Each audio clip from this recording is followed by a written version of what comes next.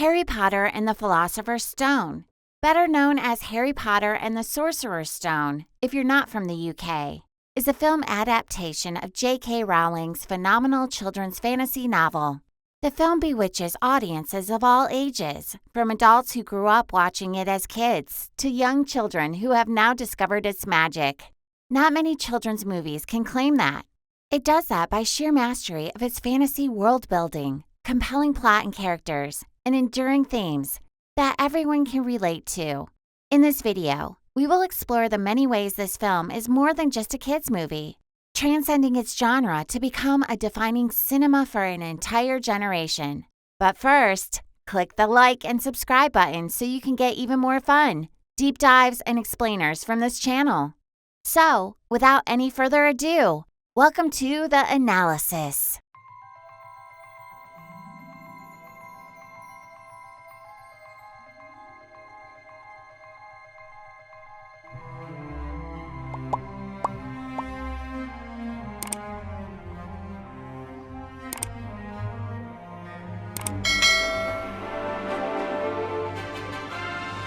Harry Potter and the Philosopher's Stone revolves around a boy of the same name, obviously. Through his journey in this movie, the film not only showcases the wish fulfillment fantasy of an orphan finding out he's a wizard, and then going to a magical school full of enchanting creatures and thrilling mysteries. The themes of bravery, friendship, sacrifice, and standing up for the right thing, woven into the story, make it so beloved to this day. Of course, growing up, it was the film's whiz-bang adventure that drew me in. Only when re-watching it as an adult would you finally understand its strong thematic quality as well. At the beginning of the story, baby Harry is left on the doorstep of his muggle, non-wizard, aunt and uncle's house, after his parents are killed by a powerful tyrannical wizard called Lord Voldemort. The attack somehow backfired on Voldemort instead, leaving only a lightning-shaped scar on Harry's forehead. Here, we meet three characters who will be crucial in Harry's life after. Albus Dumbledore is a wizened old wizard who decided that Harry be raised by his relatives. He is also Hogwarts headmaster. He enlists the help of Hagrid, a half-giant, half-man, to fetch Harry from the wreck of his home. Minerva McGonagall, also a Hogwarts professor, is able to transfigure herself into any form, and she's a bit reticent about leaving Harry with the horrible Dursleys. Even though it was assumed that Voldemort had been vanquished once and for all, Dumbledore believes that he may someday return.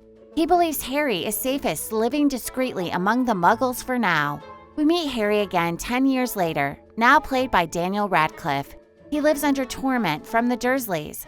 On the day of his cousin Dudley's birthday celebration at the zoo, Harry accidentally unleashes a snake from its cage and displays a knack for talking to the animal, inciting the ire of his Uncle Veman. Not long after, letters from Hogwarts addressed to Harry begin arriving at the Dursleys' home. Uncle Veman and his wife, Petunia, try with all their might to keep Harry from reading the letter. When it all fails, the family escapes to a remote cabin right as Harry is about to turn 11. At midnight, Hagrid turns up at the cabin and, against the Dursleys' loud protest, reveals Harry's true identity as a wizard. Hagrid brings him to Diagon Alley to shop for school supplies.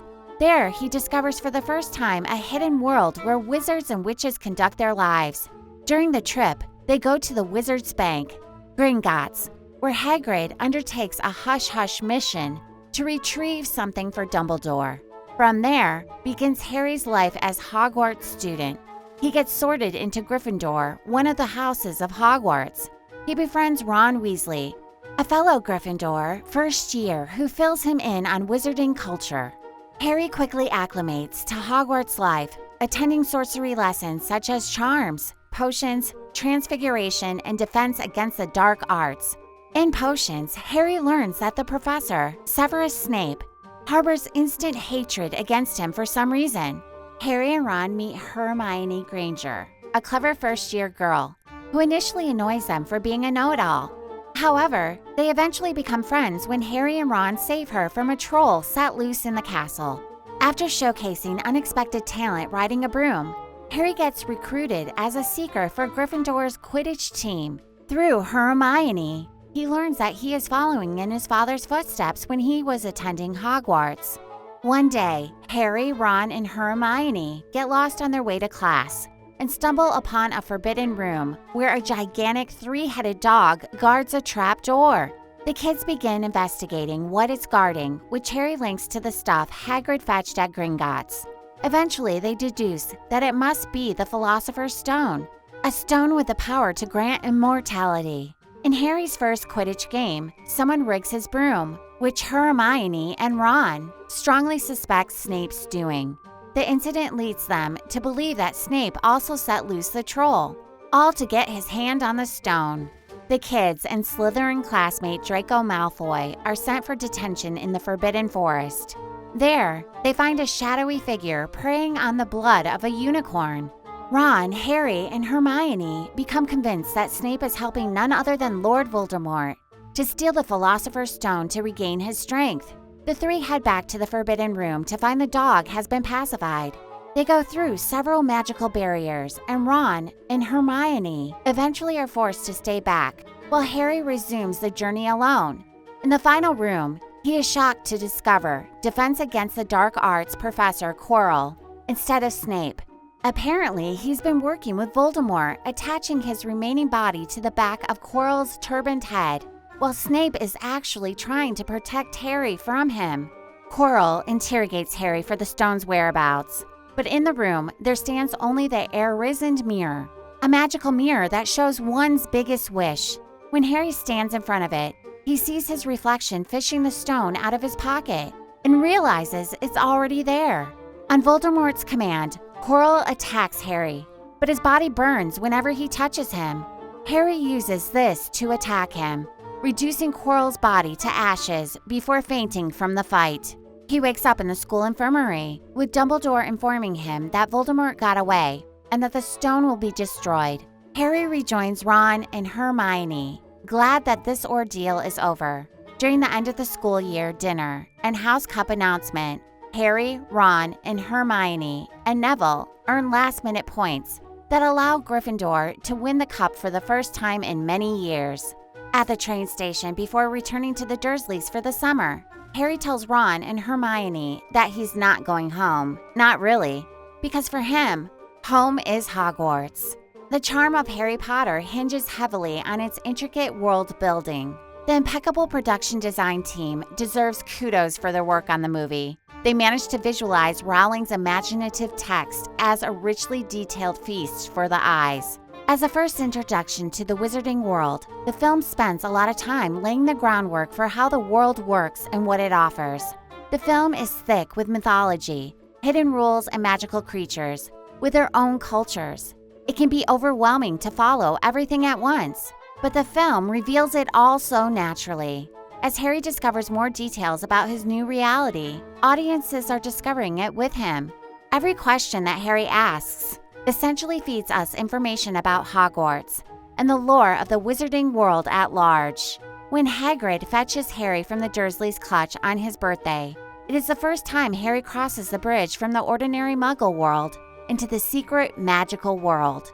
From the secret taps on the wall leading up to Diagon's Alley, the rules of the world are slowly revealed to him. The wizarding world has coexisted with the Muggle world in secret, existing in some kind of parallel universe unseen to them through a variety of charm-induced smoke and mirrors. Later on, Harry converses with various schoolmates who explain to him about magical snacks, Quidditch, the house's distinctive characteristics, etc.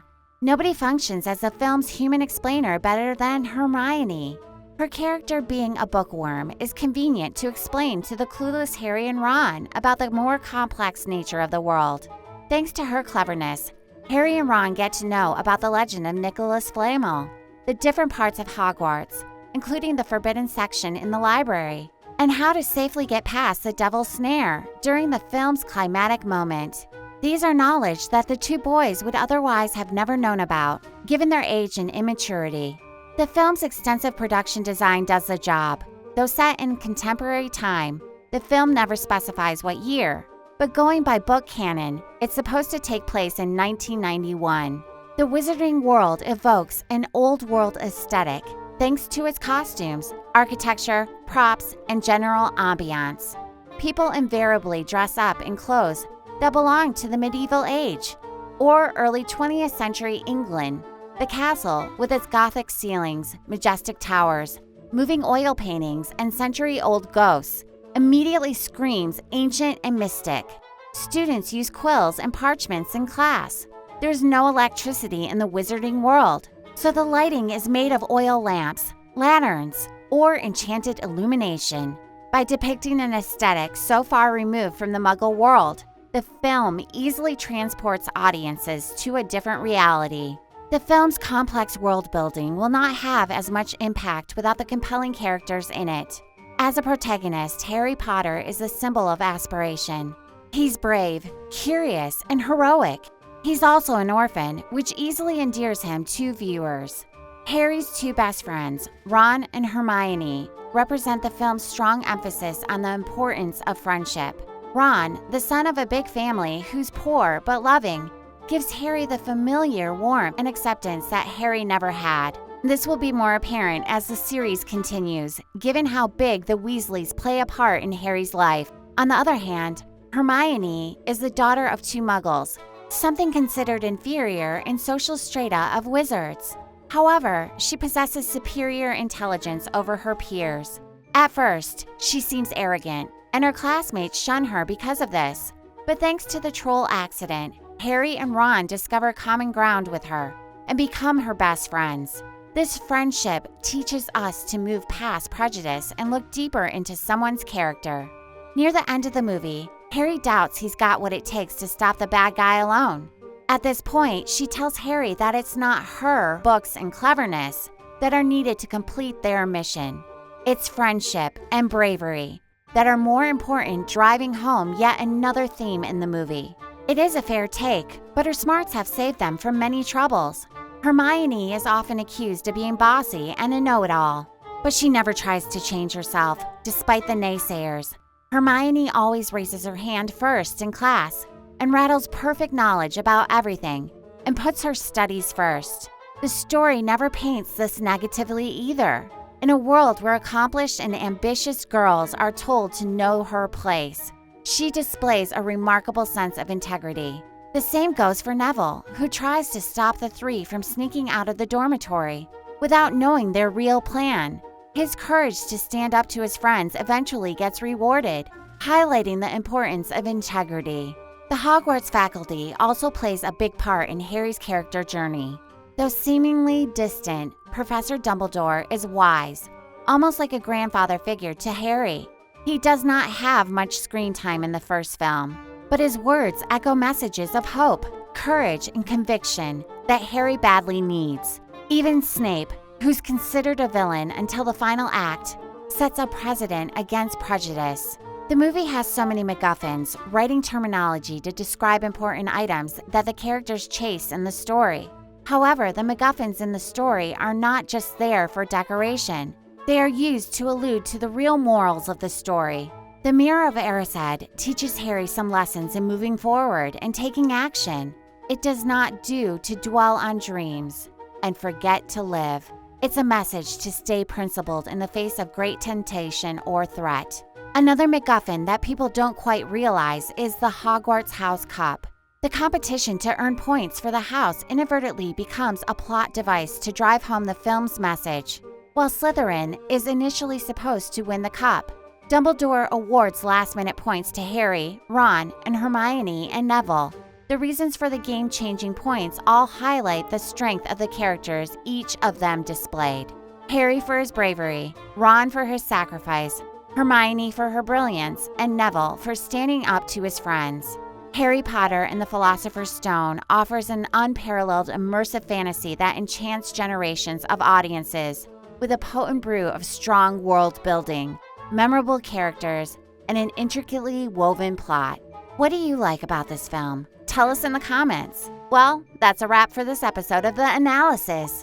If you had a blast with this video, give it a thumbs up, subscribe to our channel, and tap the notification bell so you're always in the loop. For even more geeky goodness, visit us at Geekaverse Magazine.com. Thanks for tuning in, and as always, keep it geeky.